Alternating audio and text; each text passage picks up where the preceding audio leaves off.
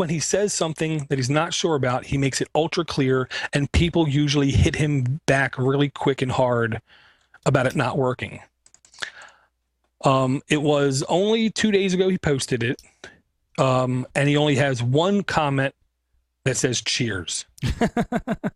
So I don't think it didn't work, or people would have flipped out on him. And here's the reason why I think it did work. If you look at the posting Venstone did on yesterday, the 27th of November, he has a YouTube video, how to get Elder Scrolls V Skyrim running on Linux with another application called Wine Tricks. So I think he's giving you option or choice here, or maybe it was easier to do on Wine Tricks. But I mean, for people who say there's no games on Linux, I beg them, when was the last time you tried to play a game on Linux? When was the last time you looked at playing a game on Linux? I had 2 people today tell me virtually, he said, every game, he said he's only had 1 game in 3 years he cannot run on Linux that he can use. He basically, in Linux, loads Wine, loads Steam, and then he's able to play Steam games on Linux. Really? And that's the really popular section of games out there. I mean, it's not everything, but it's a lot. He does a podcast on that, doesn't he? No. Okay. It's called Linux Gamecast. Yeah. But there is no cast. Oh. And his videos are showcasing the games. I see. Very interesting guy. You've had him on Linux Basics last week, right? Yes. If anything, you guys have to hear him talk. Well, yeah, I agree. He talks like this. I can't even do it. I can't even do it. You have to hear him. You have to hear him. It's, if anything, just listen to him for that reason. Yeah. Yeah, so I want to thank him for publishing this kind of information open and freely with no reason of doing it, just to do it. If he wanted clicks, or he wanted this, or he wanted that, he would have a teaser, and then on his site you'd have to create an account or something stupid. But he's just posting them to Google Plus. Here, have at it. Yeah. Another cool reason to follow him on Google Plus is he shows, while he's in progress, screenshots of him editing the videos for his cast, and he uses OpenShot, doesn't he? OpenShot, and he has a beast of a rig. Does he? Oh, beast. When he has the uncut, raw not screen captures, video captures, I think he calls them. They're seriously like 12 gigs, 14 gigs. And they literally take like 6 hours to transcode, but that's with like an 8-core processor with like 24 gigs of RAM. I mean, really? Oh, yeah, he's a beast box. And he's doing all the transcoding with OpenShot? No, or just the editing?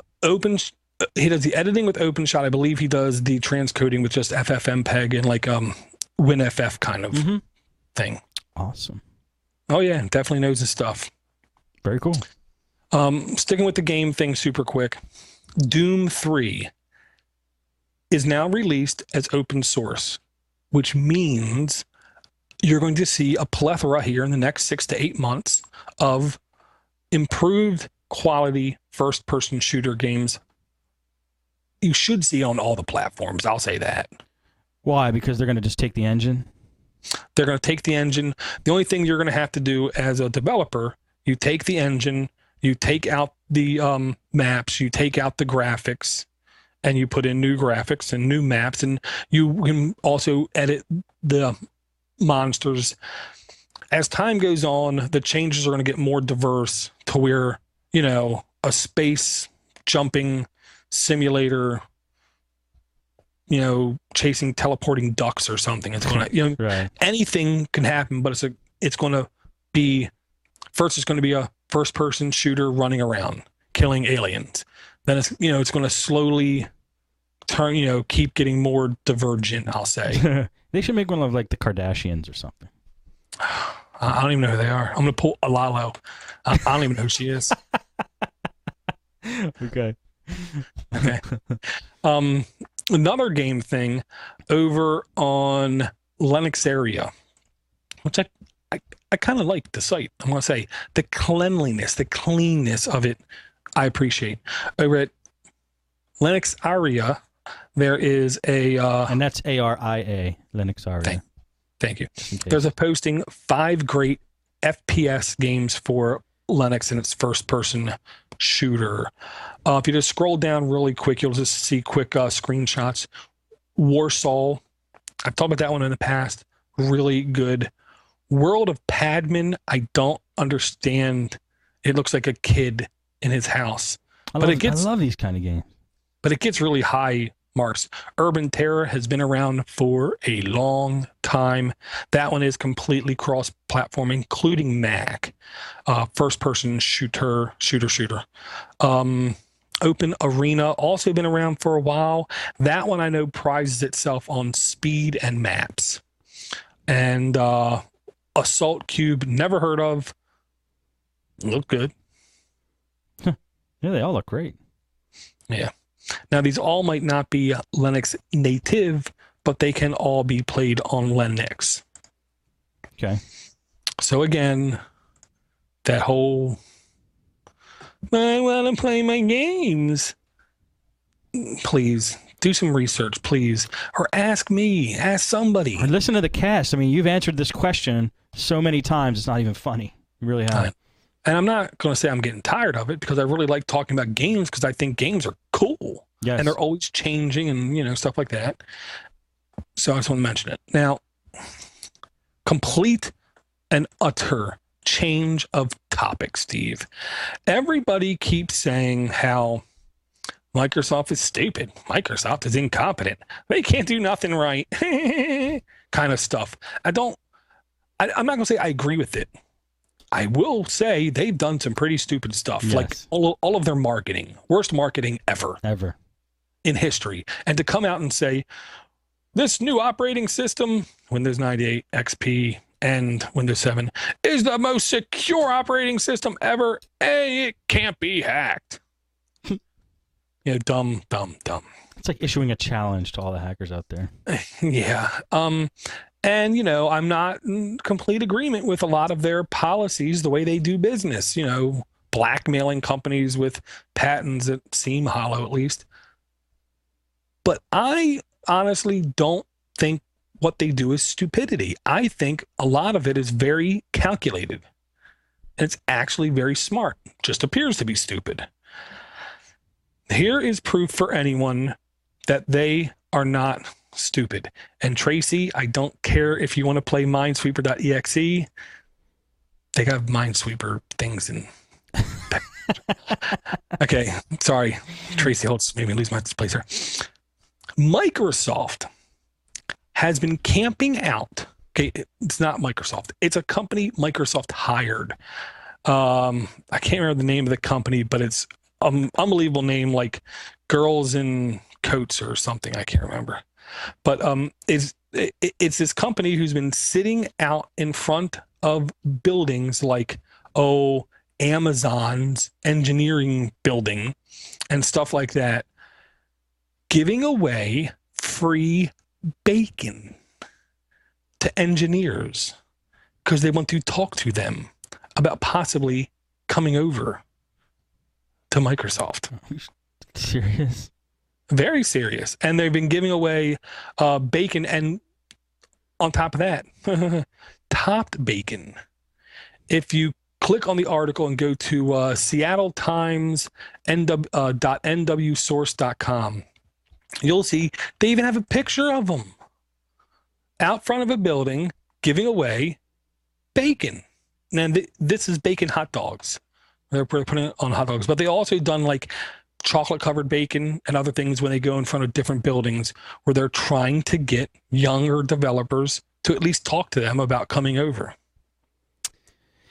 I mean, I would definitely stop for free bacon pretty much anywhere. I mean, I have to give him props. I was going to say when you started talking about this, it's dumb, but bacon is just bacon, and there's no disputing it. I know, and I'll say now, anytime anyone asks me if I want bacon, I got to stop and I got to think, because before it's just yes. You mean you don't want to get sucked into like a job interview? Well, now before I didn't care about the price. You know what I mean? Yeah. You want to punch me in my gut? Go ahead, just give me some bacon. Now I'm going to have to be a little worried because I don't know what their ulterior motive is. I got you. Yes, I guess it's true. Be suspicious now of people giving away free bacon. Yeah, absolutely. Okay, this next thing. Okay. I'm going to quote an old song. Changes, changes, changes. People keep talking about changes, but when it comes time to make a real change, people change their mind. I think that is an honest to goodness truth in most of at least this country. People want stuff, people want stuff, people want stuff. Whoa, whoa, whoa, that's too big of a change, kind of thing. Right. Well, with Unity and GNOME Shell, they are pretty drastic changes compared to the desktops we've had for 30 years. Now, what is GNOME Shell compared to Unity? Honestly, I would say they are both mirror images of the same ideal on a desktop. Okay. To me, they really both make a lot of sense in the touch screen arena, because in both of them, you find yourself going all the way up to one side and clicking, only to have to go completely to the other side of the screen and click, and then come back all the way to the other side again and click. Imagine Windows 95, Windows 98. Everybody's seen that interface before. Imagine if you had to go down to the bottom left and hit start, but then in the upper right-hand corner, it said programs, control panel, run. And then when you clicked one of them, all the way on the top left, it would say accessories, Microsoft Office, Mozilla Firefox. It doesn't make any sense unless you're on a touchscreen interface, because it's really easy to go thumb, thumb, thumb, back and forth. Right. GNOME Shell is that same kind of interface-esque, but to me, it's done with a lot more spit and polish. It looks like it's a lot more ready for prime time. It's really good looking, I'll say that. But it is a huge, drastic change in day-to-day operations. To workflow is the word everybody keeps using. You have to change your workflow. Well, for those people who say, I don't care, I don't want to change right now, in the Linux world, you don't have to. When it comes to Windows 8 and the Metro interface, you got the Metro interface. For you to get around it, you're going to have to hack around what everything Microsoft intends to not use it. If you're on Lion and it has fleas, I don't even know what it looks like, and you don't want to use it, you have to hack your way around it to not use how they intended you to use it. Okay. With Linux, you don't have to. You can always go back. Always. Every distro just about in the history of the world I've ever seen in my life, you can always go back. Well, so GNOME 2. Was the old version. GNOME 3. Is the new version. 2.6, 2.8, 3.1, 3.2. Okay. The 2 version was forked. Now there's a project out there called Mate, M-A-T-E. Some people are calling it Matey, like pirate-esque, I guess. I don't know.